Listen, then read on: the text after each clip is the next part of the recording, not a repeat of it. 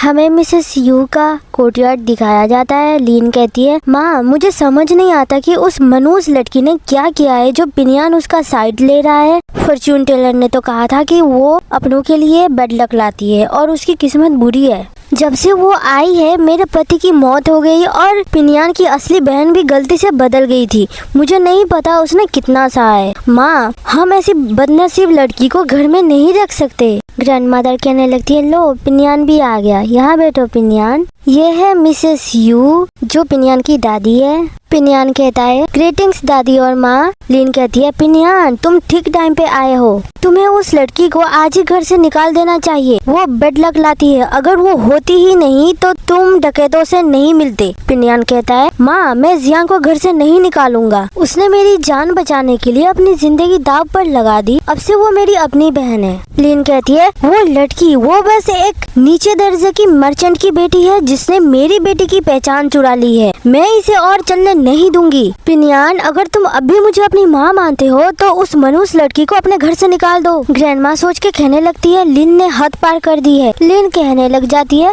मैंने ऐसा क्या किया है जो मुझे ये सब झेलना पड़ रहा है। मेरा अपना बेटा भी मेरी बात नहीं सुनता। अगर तुम उस मनूस लड़की का बचाव करते रहोगे तो मैं मर जाना पसंद करूंगी और मैं उसे भी अपने साथ बर्बाद कर दूंगी। मैं उस पर बेड लक वाली लड़की की सच्चाई सबके सामने लाऊंगी और उसे शर्मिंदा करके यहाँ से जाने पर मजबूर कर दूंगी। ग्रैंडमा कहती है, रुको तुम बेवकूफ औरत, इतना सब होने के बाद भी तुम अब तक नहीं समझी। मैंने आखिर तुम्हें यू फैमिली की घर की मिस्ट्रेस बनाने के लिए कैसे चुन लिया था। क्या तुमने कभी सोचा है कि अगर यू जियांग की असली पहचान सबके सामने आ गई तो उसके क्या नतीजे होंगे। लिन कहती है, पर माँ क्यों। ग्रैंडमा कहती है, अगर तुम चाहती हो कि सबको पता चले कि तुम्हारी बेटी की परवरिश एक लोली मर्चेंट के फैमिली में हुई थी, अगर तुम चाहती हो कि लोग उसके लोली फैमिली बैकग्राउंड का मजाक उड़ाए, अगर तुम चाहती हो कि उसे अच्छा पति ढूंढने में मुश्किल हो और वो पूरी जिंदगी दुखी रहे, तो जाओ और पूरी दुनिया को बता दो, मैं तुम्हें नहीं रोकूंगी। लिन कहती है, ऐसा कैसे हो सकता है। लिन सोचती है, तो इसका मतलब मेरी अपनी बेटी की इज्जत भी उस लड़के के साथ बर्बाद हो जाएगी। लिन कहती है, माँ मुझसे गलती हो गई, अब हम क्या कर सकते हैं। पिनियान सोच के कहता है, आखिरकार उन्हें समझ आ गया। अगर मैंने कल दादी से इस बारे में बात ना की होती तो जियांग की जिंदगी बर्बाद हो जाती। हमें पहले का सीन दिखाया जाता है। पिनियान कहता है, जियांग कहती है कि मैं उसके सगे भाई जैसा हूँ और इस घर का सहारा हूँ। उसकी टांग टूट गई है, फिर भी जब तक मैं ठीक और सेफ हूँ वो खुश है।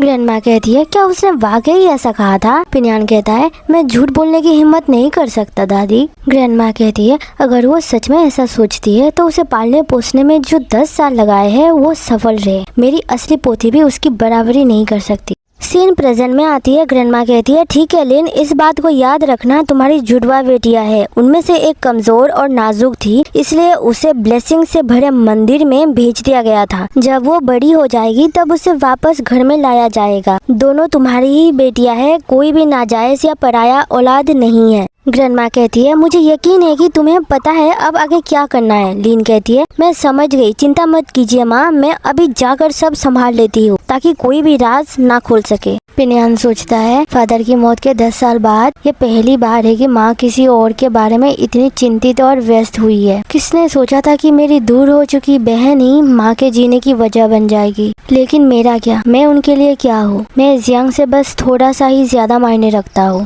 लीन एक सर्वेंट के ऊपर चिल्लाते हुए कहती है, तुम्हारी इतनी हिम्मत कि तुमने लेडी सियू को अफवाहें फैलाने के लिए उकसाया। तुमने जो किया है उसके बाद इस मेंशन में तुम्हारे लिए कोई जगह नहीं है। गार्ड्स, इन्हें जहर देकर गूंगा कर दो और सबको बेच दो। सियू कहती है, रुको।